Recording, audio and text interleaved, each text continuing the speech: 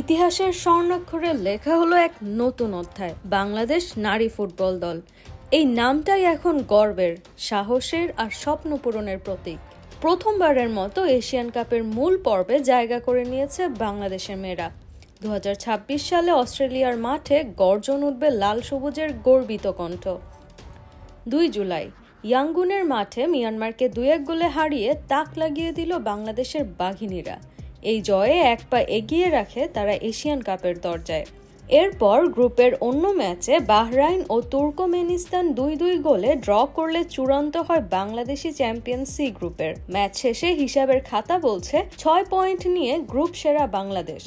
এমনকি শেষ ম্যাচে হারলেও শীর্ষে থেকে মূল পর্বে জায়গা নিশ্চিত। 2014 ও 2022 সালে বাংলাদেশ ছিল জয়ের খোঁজে, কিন্তু এবার যেন সব বদলে দিলেন ঋতুপর্ণা চাকমা, আফিদা খন্দকার আর গোটা দল। ফিফা র্যাঙ্কিংয়ে বাংলাদেশের অবস্থান ছিল 128, আর প্রতিপক্ষ বাহরাইন 92 আর মিয়ানমার 55।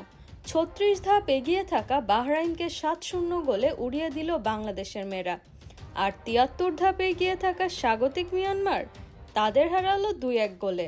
দুটি গোলই করলেন ঋতুপর্ণা চাকমা। এটাই মিয়ানমারের বিপক্ষে বাংলাদেশের প্রথম জয়।